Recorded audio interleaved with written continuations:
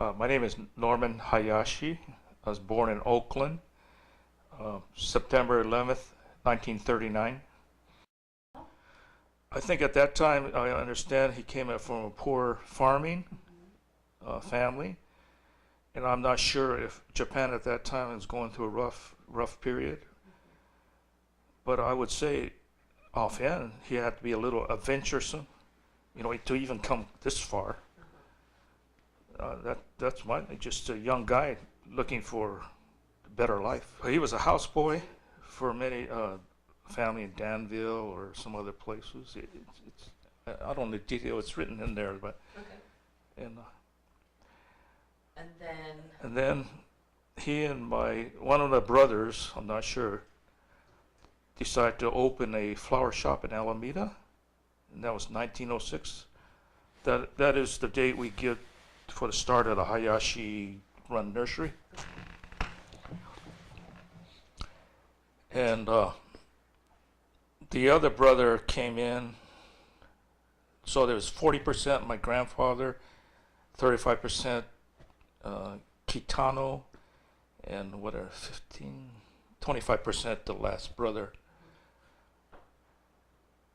They shared, and they set up a growing yard also in Alameda, a small growing yard.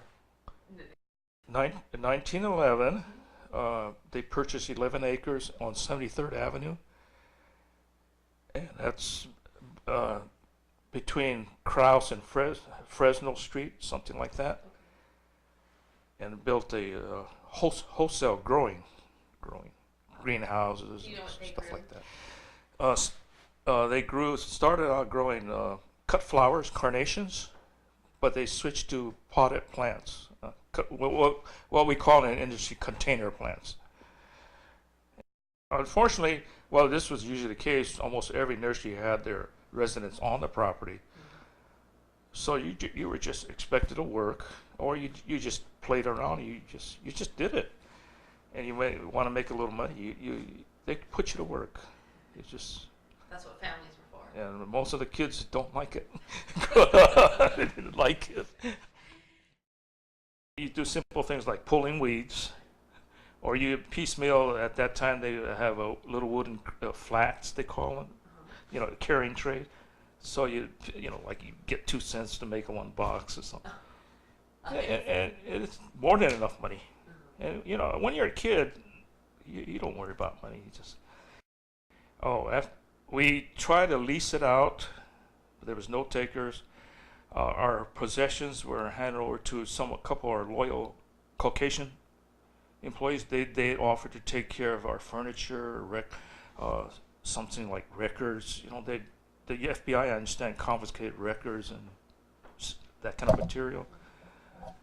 And we had a couple of Caucasian nursery friends. They apparently saved some other stock because when we came back, we were able to start off over there. So we had pretty good support. We moved out there because unfortunately, I had a grandfather, grandmother, my uncle, and three brothers and a daughter. Huh? So there was a lot of people living in that house in Oakland. Okay. And I remember my mom one time, she, she's cooking for everybody. She broke down and cried and ran upstairs where our living quarters were. They found out later it was just everybody ate dinner and before she even sat down. And I remember my dad. Well, they started looking for a house after that. Just our family. So that's when we moved to Hayward. One thing, my dad, my uncle, and my grandfather, they spoke very little of any hardships at all. Really? The hardship is what I got out of reading later. So they just didn't verbalize that. Right. I think that's pretty common in a lot of that generation. And anyway, when you're a kid, you don't understand the hardship anyway, so it didn't make any difference. Yeah, I was treated pretty good. Yeah. Very, very happy. Yeah. At that time, sometimes I wish I was somewhere else. But at the last 2, 3 years, when I look at other professions, and this is the weird part, I ask, why did you want to become a chemical engineer? Why'd you study it? Because of the money. That seems to be a lot of people, the money factor. And that never was an issue with me because I just, it's the work conditions.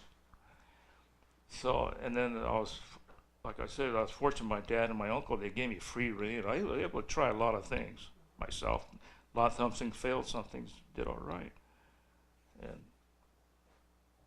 it's very rewarding. You're like I think like a cabinet maker, custom cabinet maker. You make things. You're involved in the project right from the initiation with raw materials, and you come up with a product that somebody really enjoys.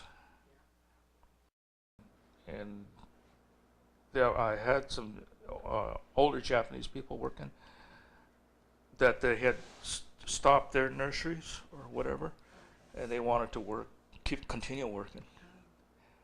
And to be honest with you, I thought I'd work till I died, because that's the way my dad and my uncle and my grandfather, the nursery was still going when they quit or they passed away. So